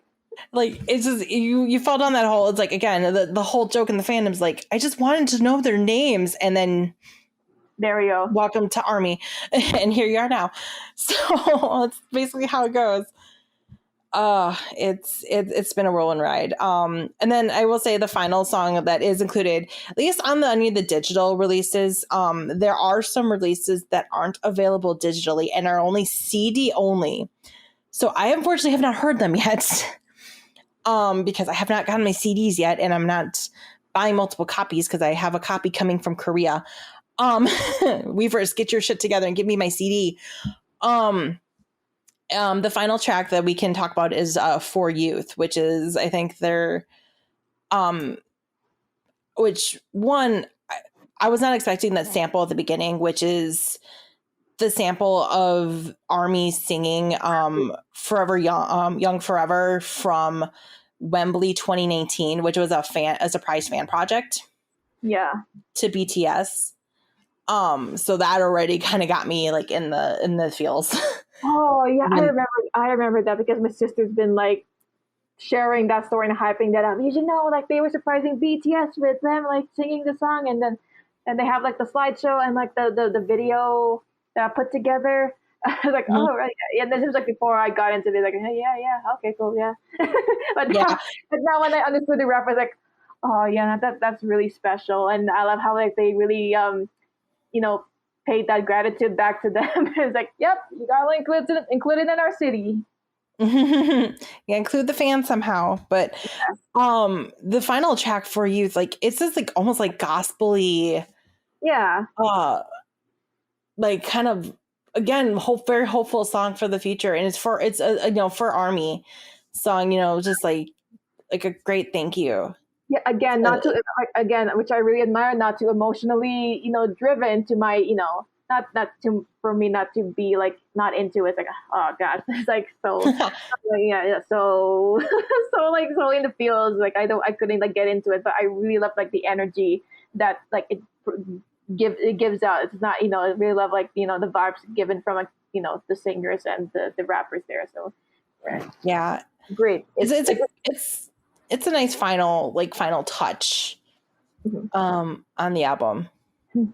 I think so. It's just this really nice kind of like sentimental, like another like gift for ARMY. Like almost like I said, I think hopefully to hold us over while we know the inevitable military enlistment's coming. You know what I mean? Because we know it's coming. And the question is it all of them at the same time, or is it going to be, staggered off? Like what's the decision going to be? So yeah, we haven't heard any confirmations whether they'll be all going together or if they're going to be going one by one. We don't know yet, but it feels like it's giving us like some kind of like a signal, a sign of like what they're going to be doing. But yeah, we'll see how that goes. I will also let you guys know to note, like I said, for like the final CD, for the third CD, there's some like really cool like demos on there that they included, and from like some of their older stuff, like Boy in Love, like the demo, I Need You demo version. There's some like individuals like solo member demo versions of like Young Forever, Spring Day, and DNA. Jin's Epiphany solo demo version. Jungkook's I know the song that Jungkook was working on, that's Still With You, which I know he released, I think on Instagram, or which is like almost like cool, like jazzy, like piano kind of ballad. That it's apparently it's apparently an a cappella version of it. It's also on CD3. As well as apparently what I'm looking forward to from like, I think this is from like Muster 3. I remember, I know it's one of the musters. It was like a muster, but it was Suga performing Tony Montana, which is from his first mixtape, his first Augusty mixtape. But he performed it with Jimin, and it's that version that's on CD3. So I'm kind of looking forward to seeing that as well. So I got to find a CD player and I got to listen to all that fun stuff once I get my hands on a CD. I feel like I said, it feels like it's the end of a chapter for them. All in all, I really admire like the craft and I guess like the thought of them including, like what song that they really have to make this project a very consistent and very like well thought out album to put out to release for any newcomers of ARMY or for BTS, as well as like dedicated armies back then. Really, I just really love the craft that they put into it, like the song that they really thought that should be included, as well as like the new songs. Yeah, no, this was a really fun release. Like I said, it's kind of fun, especially for like newer armies who aren't as familiar with their back catalog. It's a good way for them to get more interested in their back catalog and understand like kind of like where we as older armies kind of like go listen to their older stuff. It's really good. Like we really enjoy that stuff. Go listen to it. So yeah, like we kind of are super happy with that, and I think this was a really fun compilation. It's a lot. It's like even the stuff that's online, like on Spotify, it's over 2 hours long, so you have a lot of stuff to listen to. The next day. This is Noonas from the future, a few days from when we recorded the episode, actually. Jenny, obviously. They're from the future. Yeah, leave it to BTS to drop some major bombshell news literally less than 12 hours after we record our main episode. I mean, you did kind of predict it. He's like, oh, this looks like, feels like a conclusion of like an era, and then they might be like, doing something like something really big in the future, and then like the next week he's like, I mean, you're right, sis. I wasn't hoping I was right, but here we are, a couple days removed from the news, which I mean is probably good. We're recording a couple days after, not like the day of, because there was a lot of emotion, I think, on the 14th that like ARMY was going through. And if you don't know, because I feel like every news, not even every major news outlet, but like every news outlet covered this story. BTS is going on a quote unquote, I don't know what we want to call it, a hiatus or extended break, because they changed the subtitles in the festive video. What did it say? Is it a break? Because originally it said hiatus. Supposedly it is a mistranslation. Because there were armies who went on Twitter and said technically it's more close to like off season, kind of like off. Like when a group goes, post, post completion of their, comeback and stuff, like, like kind of off season type of thing. But when Hybe released the video, they put hiatus, and everybody in the Western media, especially the Western media, grabbed onto hiatus and ran with that story, to the point that basically Hybe has now re-edited the subtitles to say extended break, which, I mean, technically it's the same thing, but I don't think a difference between break, because like remember when they had their couple of breaks since 2019, and then what is it, 2021? It's like it's kind of lasted for a couple of months, like 2 to 3 months at best. So I like how they call it extended. So it's like two months times 4 times like double that. Right. Yeah, I don't know if it was just something to like lessen the blow, because we know which we know is coming, enlistment. We know what's happening. But I think it was more of a thing, like a period for them to like to say, hey, we're going to do more solo work and stuff and do more projects like individually, which I'm like I said, I'm surprised they haven't been able to do, but I think it's because they have been so immensely popular that they haven't been able to pursue those solo projects like other groups have, like EXO, got to do, and like NCT gets to do. Like GOT7 gets to do. Exactly. So many groups, get to go pursue solo side things, like, their solo work, whether it's an OST, whether it's acting, whether it's dropping a mixtape or an album, lots of those kinds of things. It's a very common thing in K-pop. And for all we know, basically the only things that BTS has gotten to do is basically rap lines only got to drop a couple mixtapes. RM's dropped 2, Hobie's dropped 1, and Suga's dropped, 2 technically. He's dropped 2 technically. I guess Augusti's really an album, I guess if you want to consider that. Then he dropped that in 2020. They haven't had a chance to do that like other groups have. And I mean, like, there are times, like rare times where the vocal line would have like some side projects, like, an OST. And even like, because a couple of songs that they would put out on SoundCloud. I mean, that's pretty much like the extent of it, like a solo venue that they've or the solo venture that they've worked on, but not like a full, high promoted solo project. Since they would announce that, I think J-Hope would be the first one to helm a solo project that High will be backing up for. Right. Yeah, because even D2, Suga's second mixtape, wasn't really promoted by Hype. It was mostly promoted by Suga himself, and we all kind of latched onto that because we were all looking forward to more August D from him. So and that kind of ran in with itself, and so this is going to be fully supported by Hype. Like J-Hope's going to have a full comeback, quote unquote, like solo, I guess almost solo debut, like an official debut from Hype or Big Hits. Right, because I guess technically Hope World wasn't, he didn't really get much promotion, although Hope World is a fun mixtape. Like, that's a really fun mixtape to listen to.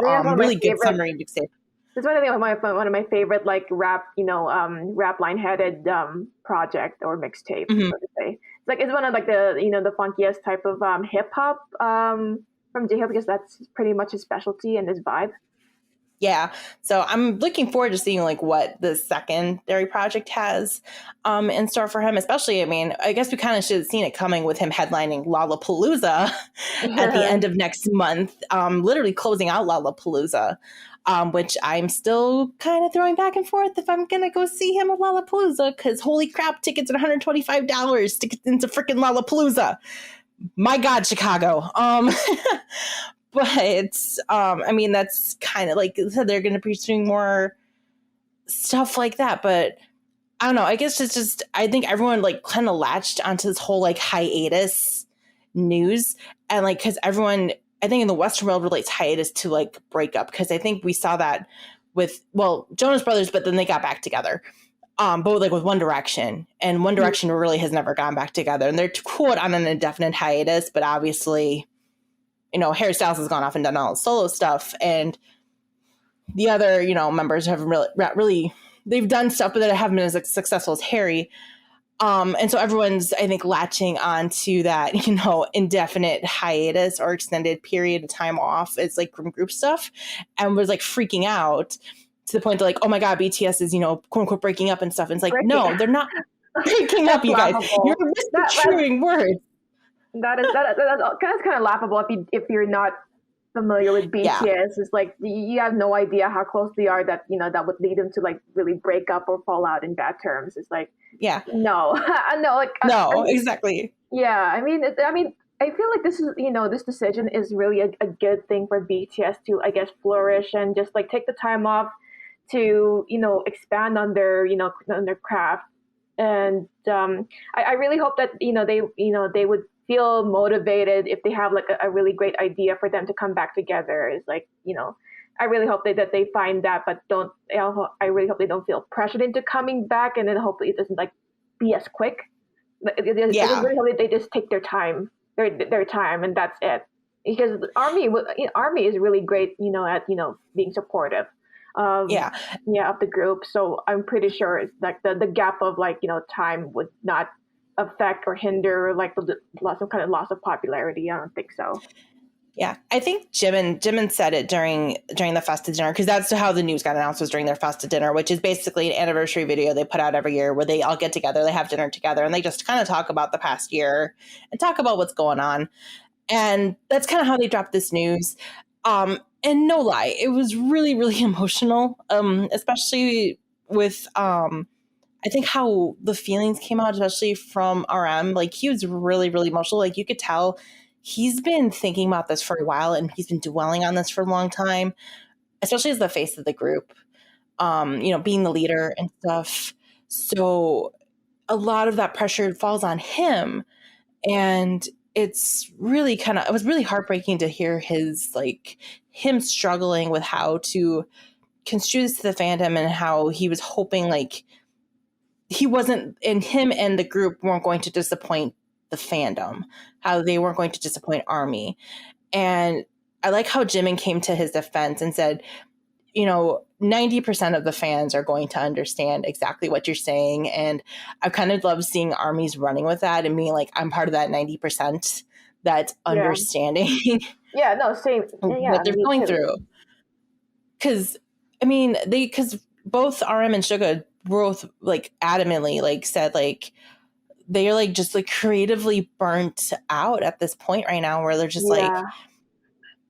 we have all the tools to to create music and stuff, but we just have nothing to say. There's just nothing to put out right now. And it just sounds like they kind of need to go live and kind of go do things and try different things right now, just to kind of get it back.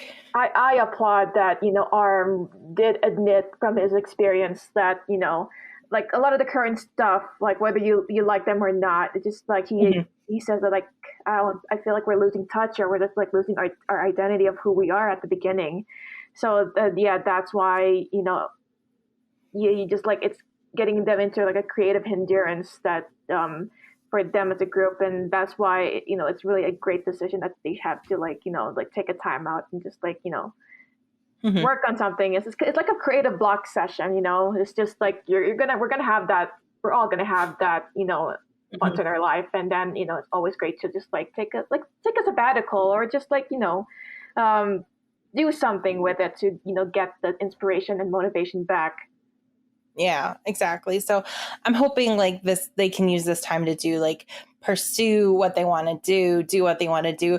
I mean, obviously it's because we're going to get into enlistment time. So from what it sounds like, I wonder, they're probably not going to all go in together. I have a feeling it's going to be staggered out because they all have different projects they want to pursue now. I mean, we have a freaking, reality show coming up with V and his friends, his acting friends, coming up in July. I cannot wait. So, which is basically a spinoff of In the Soup, which is BTS, both BTS and 17 did a version of it, which is really fun because it's just them going off to basically at a house and stuff, and just them basically chilling and relaxing and stuff. And it's basically quote unquote the Wooga Squad, which is what the friend group is named. It's V, it's Park Seo-joon, Kim Hyun-sik, Peak Boy, and one of the other friends too. Is it's the five of them, and they're just gonna go rent a house and for 4 days, 3 nights, and it's just their adventures together, the five of them. So I'm honestly looking forward to that. Kind of explain that friendship. Yeah, and speaking of enlistment, I don't think they've mentioned anything about military enlistment, but by the way how Hybe was saying, they're going to be doing solo works right now. It's really kind of implying that the older members are going to be going first. And if you're thinking about a BTS reunion, it might take a while for us to wait. It's full 7. For a full 7, I mean, I don't know how it would compare with GOT7, because with GOT7 that was a year since we had a group project together, and then we got this, we got it this year. So it's pretty much like that. I mean, I can say I already had to deal with this, and then I like how ARMY is are going through some kind of grief, the stations of grief, and obviously it's come on. first time. I mean, EXOs have to wait until we have a full Yeah. reunion with like the 9 members. So come And on, we don't even know with EXO yet too, because we still have to wait for Kai and Sehun to go through the military yet, and then it depends on when Lei is going to be available to even join them to be OT9. So it's going to be even more time ahead. Last full time we had a full EXO like of OT9 EXO was in 2018. It's been a while, and it's still going to be a while, guys. So unfortunately for EXOs. But yeah, so BT is not the special exception of this. Everyone's gonna go through this this phase in their lives. This is just gonna be this is gonna be another one I have to go through. Like I'm gonna have to go through this eventually with Stray Kids. I'm gonna have to go through this eventually with ATs. Like that, it's gonna suck. It's going to suck. I'm not quite sure what it's gonna be for NCT because they're just like a huge group. I feel like one of them could retire and then like one of them could retire and then they're gonna have like a new rotation of like new members. It's gonna be like some kind of like school or kind of like casting cast crew who could like leave or who could like. Are they gonna have a reunion of the foreign swaggers for when they start doing the enlistment and it's just the NCT foreign swaggers like having a subunit? Yeah, it's gonna be called NCT Hollywood. Oh my god, no. No, not NCT Hollywood. I know apparently that's still going through. It's still going through. Supposedly that's still going through. Good luck with that, man. Yeah. But no, I mean, I'm happy with like how ARMY's reacting to this. Like, because I've had friends like ask me like, am I okay? Like the quote unquote breaking up. I'm like, they're not breaking up, guys. They're still doing this. Heck, even Jungkook went live like the next day because he's like, I'm coming to like clear the air, guys. We're not breaking up. Like we're still going to do stuff. We're still going to film BTS together. Like they're still going to film the variety show together.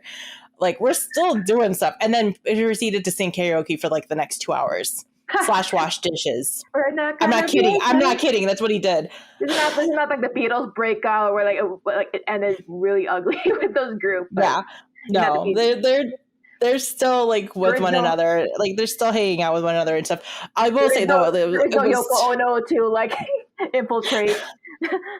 No, I will say that was also kind of funny, hilarious. At least there was some levity to the festive video because one, Hobie cannot escape that flush when he drinks. He's like me. I flush when I drink, and he gets that glow.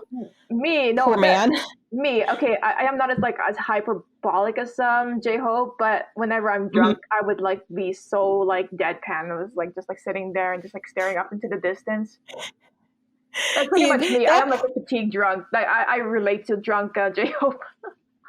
I get the flush. I get that rosy glow when I drink. He was getting that rosy glow. He got the 1,000-yard stare. That too. He could, because they were like making fun of the 2018 meme of Lampresto when he was like just like zoning out after drinking. Oh, poor man. And then also they immediately went to go talk about their individual apartments and somehow Jungkook has like mattresses in every room, which he also apparently had to clear up on his live saying, I don't have mattresses in every room. They were exaggerating. I'm like, I need receipts, Jungkook. I just need receipts. That you don't have mattresses in every single room that you just want to flop on every night. Because, I mean, sounds like a dream, but also sounds like a lot of upkeep, too, with all the bed sheets and stuff. But anyway. Yeah. So, they were just giving them a hard time.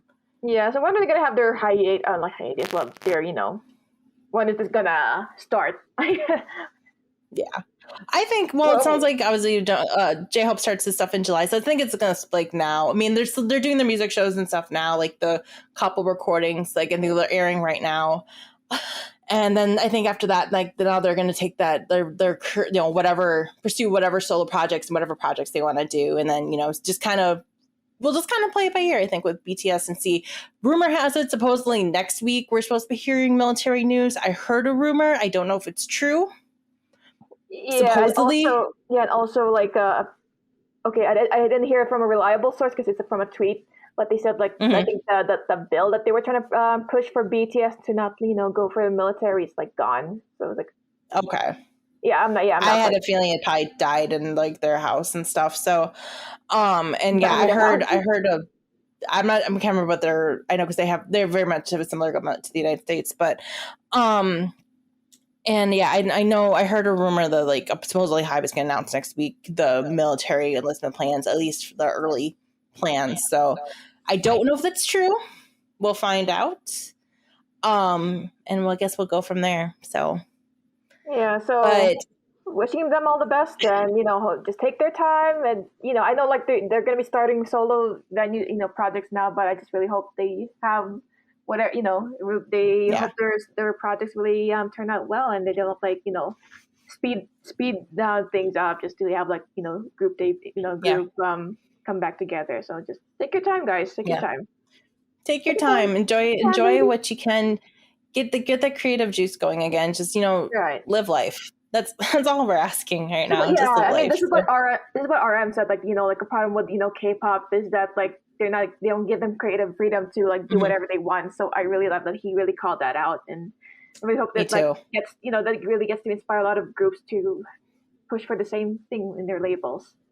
Yeah, to get these breaks and stuff. So so that they can just so they can live life, so they can have those creative opportunities kind of come back on those off periods, and they're not continuously working, because like you can only do it for so long before you just completely burn out. So and you don't want to do that. So but I guess with that, we probably should wrap up this week's episode. I guess we wrap up this week's episode because we're re-recording this again, obviously, our outro. I'm not sure what I'm going to do with the outro we recorded on Monday, because we definitely went off on a tangent on Monday. I'm not sure how I'm going to edit this in, but I will figure that out. But I guess let's just plug our stuff and go, Jenny. So if you want to go ahead and plug your thing, let's go on right ahead. Yes. Oh, I don't have my notes here, but you can find me at Ginny Liano on Facebook at GINNYLEANO.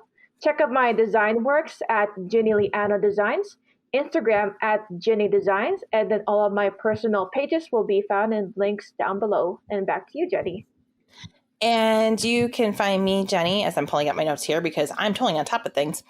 You can find me, Jenny, over on Facebook, facebook.com/Jenny Matasek. That's Jenny with an I, Matasek. You can also find me over on Instagram and on Twitter at Chaos Bulldog. You can also find the show pages for the Noonas Podcast over on Instagram and at Twitter at Noonas_podcast. Don't forget that underscore. You can listen to the audio-only form of the show over on SoundCloud, soundcloud.com/Noonas Podcast, all one word. And you can also check out the video form of our show, which has some really awesome pictures and stuff compiled by Ginny each and every episode. Just search for the Noonas Podcast. It's also linked every week on our Instagram and Twitter. So search for them on Facebook and on YouTube. Make sure to like, click, and subscribe and ring that notification bell. Also leave a comment and stuff. We'd love to have interaction with you guys and talk to you guys about anything on everything K-pop, especially as we're kind of going through this whole interesting phase right now in K-pop. I'm interested to seeing who's going to come out on top now. Well, I don't want to say come out on top, but who's gonna supposedly take over the crown BTS, but because people are gonna sprout stuff now. That is gonna like have like a civil war with the army. They're gonna start up a civil war, and we already don't want that. I already have that with citizens too. Like I don't want that. Yeah, I don't want to deal with that because I already had to deal with enough fan war stuff with between stays and A-Tinnies, and I'm on my Stay-Tinny island, and I'm like, Stay-Tinnies are cool. Why are y'all fighting? So y'all are friends. Why are you fighting? I know, like BTS is friends with other K-pop groups. Why is like the fandom is just like saying, "Oh, we're better than this group." This group is like, I mean, they're friends with them, so like they're all friends. Why are you all fighting? I don't know. It's a whole weird thing. If they have like it's not just dating rumors, but if they have have like Jungkook like hang out with this 97, then people are gonna like lose their shit. Like what the fuck? Fraternizing with the enemy. It's like it's his friends. Let him hang with his friends. Like, my God, let the man have friends. Stop gatekeeping. Right? Exactly. God forbid they're gonna find like their significant other in this period. Oh God. God forbid. I'm dropping this right now. I'm dropping it. Yeah. If they ever find like someone in this period, it's over for like the fandom, the gatekeepers. so to say. And meanwhile, I'm over here and be a cheerleader, be like, "Yay!" I'll be like, "Yay, they found love." Because I am not a toxic fan. don't be a toxic fan. You'll never have anyone but me. No one else can have you.